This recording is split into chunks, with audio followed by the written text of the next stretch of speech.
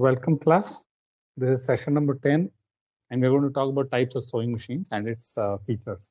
Before we start with this class, what I would also like to add is that you as fashion managers or as fashion merchandisers, your understanding of sewing machines, even a fair understanding of sewing machines would sometime or the other come handy. And this could be one of the reasons why you will be able to have an extra edge over the others. And when I say over the others, I'm talking about students from the other business schools.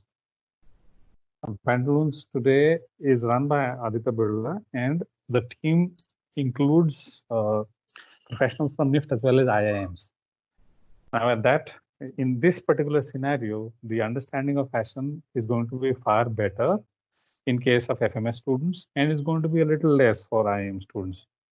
Having said that, it wouldn't take much time for the students from other B schools to catch up and stand equally with you. So spending more time on these technical things is only going to help you create that edge over any other fashions, any other business school student, at least in the area of fashion. I'm going to slide number 2, the content. We are going to talk about sewing machine components.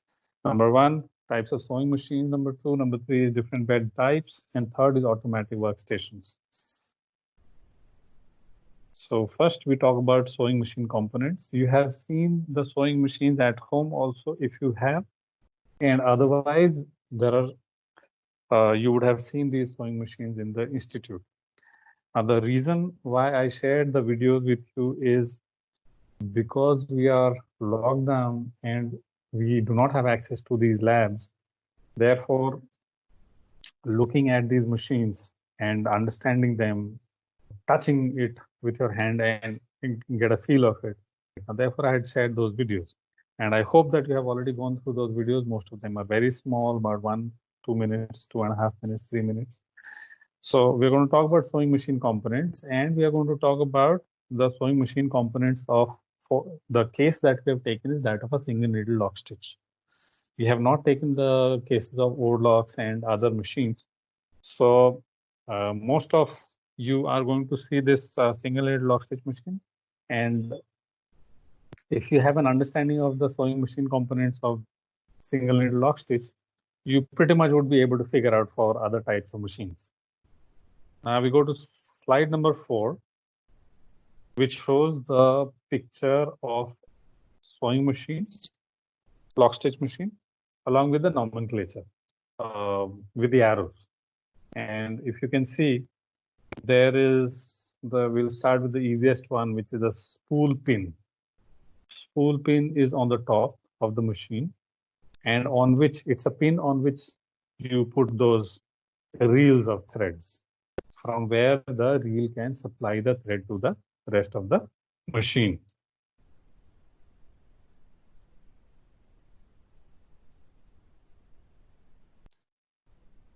So the spool pin, spool thread is the stitching thread that we use to stitch garments. And then there is a bobbin winder. Bobbin winder is a small jutting out projection on which you can put the bobbin, and you can actually wind the bobbin using the machine. So once you put the bobbin on the bobbin winder and you start the machine, the bobbin winder starts rotating. So if you take one loose end of the stitching thread and wind it on the bobbin and then put it on the bobbin winder and start the machine, the bobbin winder is going to start rotating and it's going to pull the thread from the spool pin and it is going to wind itself. Once it is wound fully, then this bobbin can be put into the bobbin case, and then you can start with the stitching. So we've talked about spool pin, then there is this bobbin winder and the spool thread, and then we have the thread take up on the top. Thread take up is one metallic component which is slender and which is slightly rounded at one end, and it has a hole at the end, and it carries the thread through it. A thread take-up is simply a device which supplies the thread to the needle when the needle has gone down, pierce the fabric, and it is about to make the one stitch with the bobbin thread.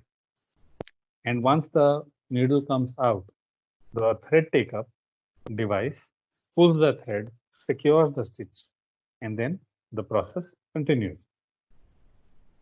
Then, of course, you have stitch width regulator, stitch length regulator. There are two knobs that you can see. Stitch length regulator is a knob in which you have the different numbers written on it. Normally, in a single lead lock stitch Juki machine that we have at NIFT, the numbers given is 1, 2, 3, 4, 5, and you can change the knob, and according to that, the length of the stitch is going to increase or decrease. So depending on the type of fabric or the type of stitch that you are making, you can make the changes to the stitch length. And stitch width regulator, if you want to do a zigzag kind of a thing, then you can increase the width of the stitch. When we are going in a straight line, the width of the stitch is 0. If we want to do a zigzag, then the stitch width is going to be, let's say, 1 mm or 2 mm, depending on what you have set in the machine. And then you have the balance wheel. Balance wheel is a wheel which in this figure you can see from the side. This balance wheel is on the extreme right side of the machine on the top, towards the top corner. Now, this balance wheel is the wheel which you can turn with your hand also. And if you are operating the machine through electricity, then when the machine is running, the needle is going up and down, then you'll see that the balance wheel is also rotating. A balance wheel is, if you want to do a couple of stitches with your own hand, you can use that. And also, just in case while you were stitching and you have ended the one operation and the needle is inside the fabric, then you can turn the balance wheel slightly so that the needle comes out. Once the needle comes out, you can remove the fabric, then you can go on for the next operation.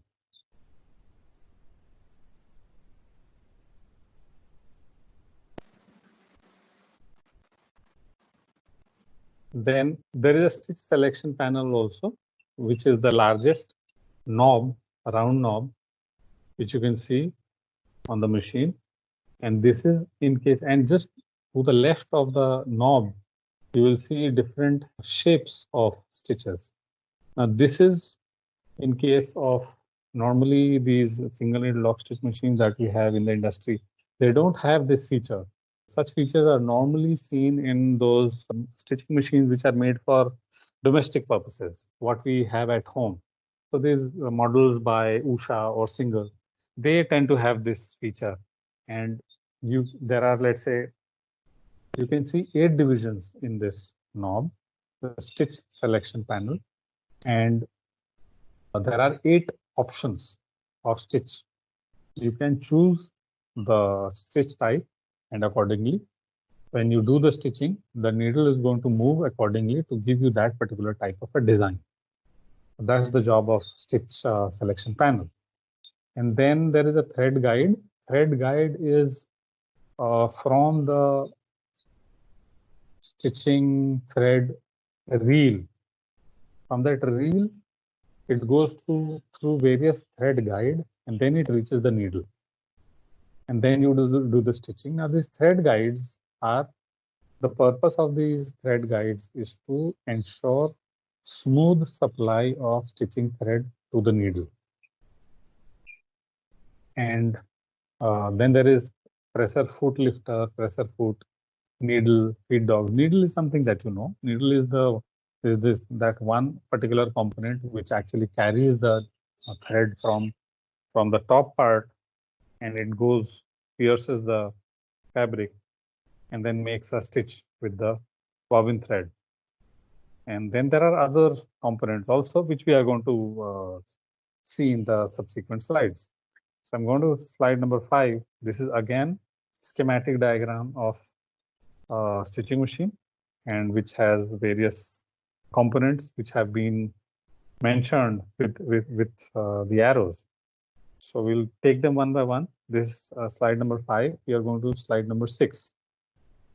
So when we go to slide number 6, you can see a stitching machine. This is a stitching machine by Singer, a black machine made of wrought iron, and this has been used since ages. And this is the most simple stitching machine which can be used using a foot pedal without electricity.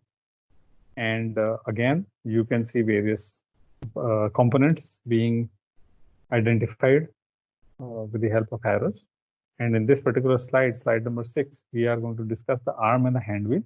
Arm is the bigger part that you see. This entire portion which is visible on the top is called the arm. The entire mechanism, it houses the drive shafts. So all the shafts are inside this particular arm. And stitching activity happens because of all these components which are inside this arm, which is not visible to the naked eye. If you open this machine, then you will be able to see what is there inside and how does it work. That's the arm, which is the purpose of the arm is it acts as a housing for all the components so that the components don't get dirty. And then you have the hand wheel, or which is mentioned as balance wheel in this slide number 6. Hand wheel, it controls the motion of the machine manually or electrically.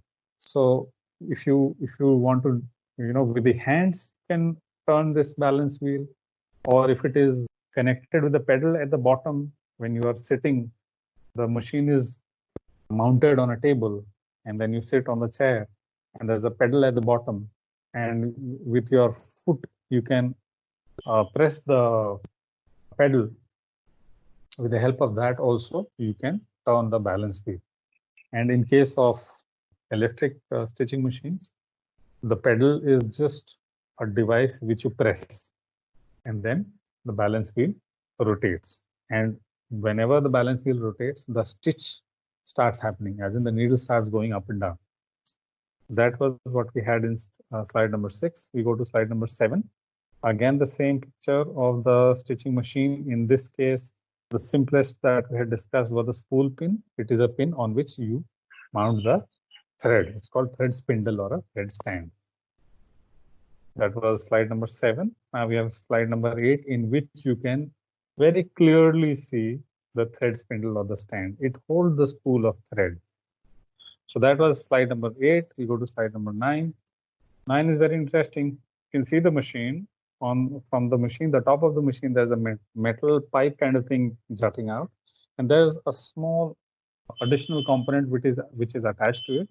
And you can see there's a spool pin from which the thread is coming, and that spool pin is the thread is coming to this pretensioner. Pretensioner is what has been encircled with the yellow dots. In this pretensioner, the thread comes, it goes through the hole, the vertical pipe on which there is a disc attached to it. Just below that disc is a hole. So this stitching thread first goes through the hole, comes out of it towards you, and then it goes through those two discs. So those two discs, between that disc, that thread will go, and then it will go to the guide. Guide is on the left side, the flat metal plate, steel color with two holes on it. That is one of the thread guide. So the thread is going through the pretensioner, the two discs, and then it is going through the guide.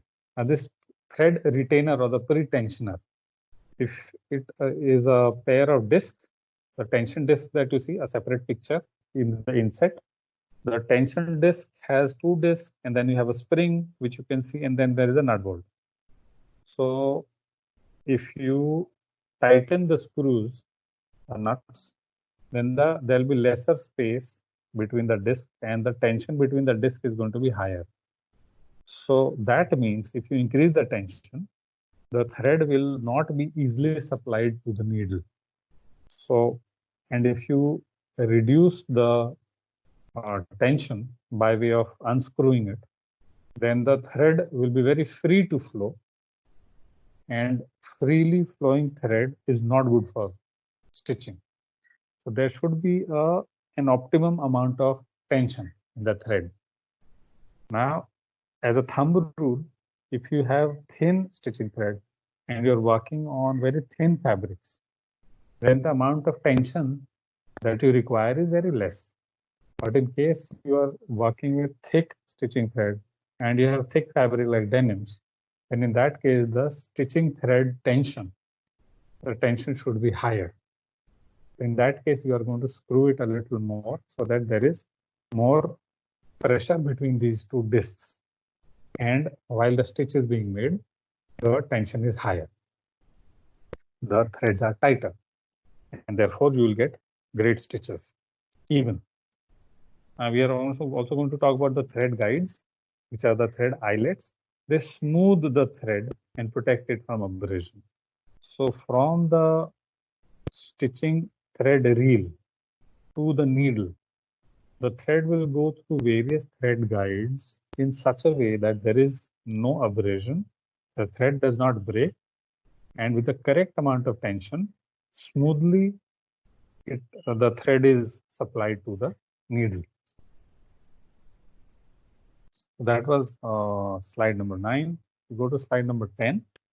And slide number 10, we're going to talk about thread take-up lever. Thread take-up lever is the metal component, slender and linear in nature, which is slightly bent at the, okay, so thread take-up lever is not very nicely visible over there, thread take-up lever. But if you have seen the various components of the stitching machine, that is video number 2, and then the threading of the machine, which is video number 3.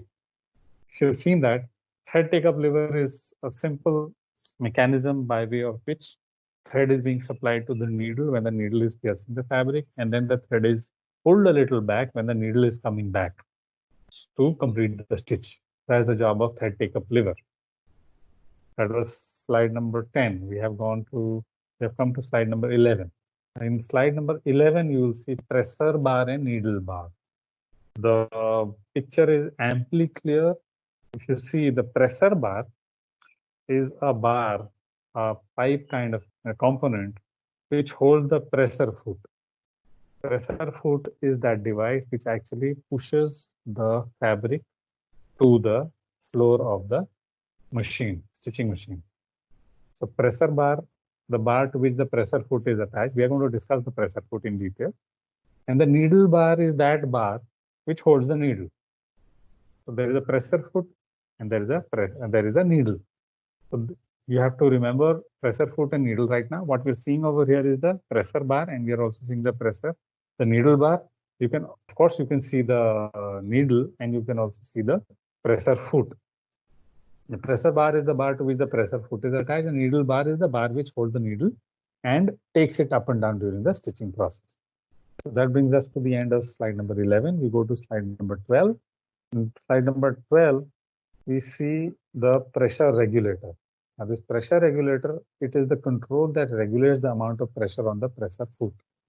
Now this presser foot is the device which presses the fabric to the floor of the machine. So with how much pressure should the fabric be pressed? As a thumb rule, the flimsy fabrics should be pressed with not so much of pressure, and the thicker fabrics, they should always be pressed with higher amount of pressure. Now, when you are increasing or decreasing the pressure, you can actually do the operation and then see whether the pressure which is being exerted is correct or not. It should not be very less, it should not be very high. So that's the pressure regulator. It's just the yellow encircled pressure regulating thumb screw. And the screw, if you tighten it, then the pressure is going to increase. And otherwise, if you loosen it, the pressure is going to decrease. That brings us to the end of session, slide number 12. We go to slide number 13. In this, you can see multiple things. But what we are actually showing you over here in this slide is the needle hole, the stitch hole. stitched hole is marked with the yellow arrow. There's a small hole, and the needle goes through this hole and pierces the fabric. It's a very thin hole, only enough to allow the passage of needle freely. The needle hole is never, the diameter of the needle hole is never much higher than the diameter of the needle. Now the hole in the throat plate, so the entire metallic plate that you see at the bottom, on which we keep the fabric for stitching, that particular metallic object is called throat plate. And that throat plate is the part in which you can see the hole. So throat plate is what carries the needle hole. The hole in the throat plate, the needle carries the thread into the hole so that it can interlock with the bobbin thread. And then you have the feed dogs. Now the feed dogs is what has been marked with the orange lines, 2 lines. Now, on both the sides of the needle hole, you will see on the left and the right of the needle hole, you will see serrated edges, tooth-shaped, linear metallic components, which are marked with the orange line. That is called a feed dog. Feed dog, feeder, or feed. It is the toothed mechanism beneath the presser foot that moves the fabric forward and backward. So the feed dog, the job of the feed dog is to carry the fabric in the forward direction. So once the needle pierces the fabric, goes down, makes the stitch, comes up. The moment the needle comes up, this feed dog lifts the fabric up and moves towards the forward direction. And then the feed dog goes down. Now the fabric has proceeded ahead, and now the needle is going to start with the new stitch. So that is the feed dog. That brings us to the conclusion of session, slide 13. We go to slide 14, where we can see the presser foot much better from the side and from the diagonal direction. This is a presser foot which you have seen ample number of times. Now, if you see the photograph on the right side, you can see the presser foot, and then you can see the throat plate. So the throat plate, there is a space that you can see between the presser foot and the throat plate. This is the space where you are going to insert the fabric, and then you are going to let the presser foot come down, and then the stitching can start. So the role of the presser foot is to hold the fabric in place for stitching. So from the top, the presser foot presses it downwards, and the throat plate is what holds the fabric from the bottom. And then the stitching can happen. That was slide 14. We go to slide 15. Slide 15 is the easiest slide that we can come across. The most familiar slide. It shows the needle, and it is a hand needle. Hand needle that we have seen at home for all the domestic purposes. This hand needle has the eye hole, the needle's eye is in the opposite direction of the needle's sharp end. So hand needles have the sharp end and the eye on the opposite sides. But if you go to slide number 16, you will see that the needle that we use in the industrial machines, in that case, the tip of the needle and the eye of the needle both are in the same, at the same end. And you can see the various parts of the needle. Needle itself is a very huge subject in apparel manufacturing, and needle is something which would have significant amount of time given to it in BF Tech.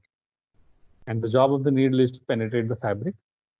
It takes the fabric to the hook or shuttle and up again to make the stitch. That's the job of the needle. We go to slide number 17. slide number 17, there are two things that we are showing over here: reverse stitch control and the stitch length regulator. Stitch length regulator is what we have discussed in the beginning itself. The regulator, with the help of the regulator, you can change the SPI, which is stitch per inch. So more the stitch per inch, lesser is the length of the stitch. More the stitch per inch, higher would be the length of the stitch. A reverse stitch control is an interesting thing which has been shown through the red dotted line. We were on slide number 17. We were talking about reverse stitch control. What essentially this particular feature does is that, let's say you have to make a stitch of, let's say, 3 centimeters. So you start the stitching process, you complete the stitching till the 3rd centimeter, you complete the stitch. But ideally speaking, and as a matter of practice, and for the purpose of securing the end, what we do is that we have stitched and then we want to come back at least 3 or 4 stitches back. So whenever you want to complete the stitch and then come back by 3 or 4 or 5 steps, you press the button or you press the pedal, you do the stitching, and then you bring it to the end. And when you want to come back, you have to press this reverse sewing button. When you press it, and then you press the pedal at the bottom, the entire mechanism will start moving in the opposite direction, and you will see that the needle is going up and down, but the fabric is coming back to you, and the reverse stitches are being made. That is the purpose of the reverse stitch control. That's the end of slide 17. 18, we are looking at the throat plate, the red encircled dotted line. This entire portion that you see, that is the throat plate. In that throat plate, you will have the needle hole also, and then you can see that toothed component. The toothed component is what goes through the grooves which have been made in the throat plate, which we'll see in the next slide. Now, the throat plate, it protects the lower part from building excess lint, meaning to say, when this entire stitching is happening, a lot of these small fibers are coming out, and these fibers, they are going to get accumulated. Now this throat plate is there so that these small fibers don't enter inside the machine at the bottom, and then ultimately would lead to some kind of a breakdown. So that's the job of a throat plate. That's slide number 18. We go to slide number 19, and in 19 you can see the top view of the throat plate. So in the top view, you can see the arrows in the right photograph. You can see those 2 arrows. Those 2 arrows that you see, they are pointing towards a small hole. The small hole is the needle hole. And the grooves that you see, the empty spaces, those are the spaces through which the toothed feed dog, they move from up and down. And in the left photograph, you can see the throat plate slightly lifted at an angle. And then below the throat plate, you can see 2 series of those tooth. Now those tooth that you see, those are the feed dog, which is able to come out of these grooves in the throat plate and is able to move the fabric in the forward direction. Now that is a throat plate, slide number 19. And we go to slide number 20, which brings us to types of sewing machines. Right? Before we go ahead, a suggestion to you is you can watch all those videos that have been sent to you, and you can go through it at least 3 or 4 times to have a good hang of the components of the sewing machine, which should come handy sometime later in your life when you're working in organizations. It could be a retail brand, it could be pure marketing, or it could be just pure content development and things like that. May have nothing to do with machines, but at the end of the day, you as fashion students, you should definitely know those machines and how are the garments created, how are